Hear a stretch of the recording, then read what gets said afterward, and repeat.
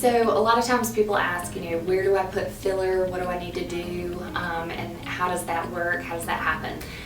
Again, when I started training, it was see the line, treat the line. And luckily now we're kind of taking a step back and we're looking at the face as a whole. Typically we have several different fat paths that are in our zygomaticus regions or cheekbone region, and over time those fat paths do two things. One, they atrophy as we age, and two, gravity tends to pull them down as we age. And as a result of that, we tend to lose some of our volume in our mid-cheek area. When that skin comes down, we tend to create more of the nasolabial folds and also the traditional marionette lines, or we call them oral commissures.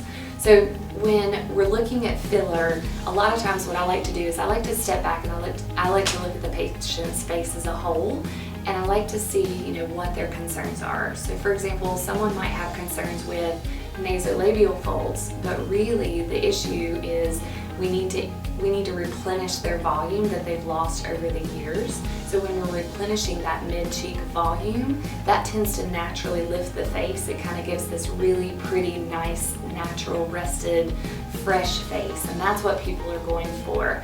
I also like to do more of a mid-cheek filler approach first before I tackle the nasolabial folds or the oral commissures, because this area can be more prone to lumpiness depending on the type of filler that you use, and also the placement. You can be the best injector in the whole wide world, but you still are not a robot. You're not perfect, and you can still potentially cause lumpiness in someone.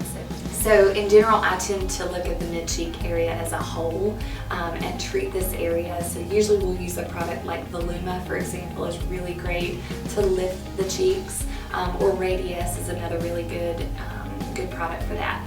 Now, I do not do chipmunk cheeks. People talk about that all the time. They're like, Leah, I don't want big cheeks.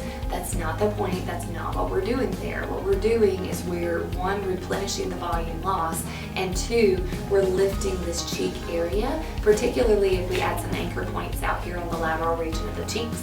We're lifting that area. We're not adding the volume, we're lifting the area. And that's what helps in turn with the lower jaw area, and that's also what helps out with the nasolabial fold.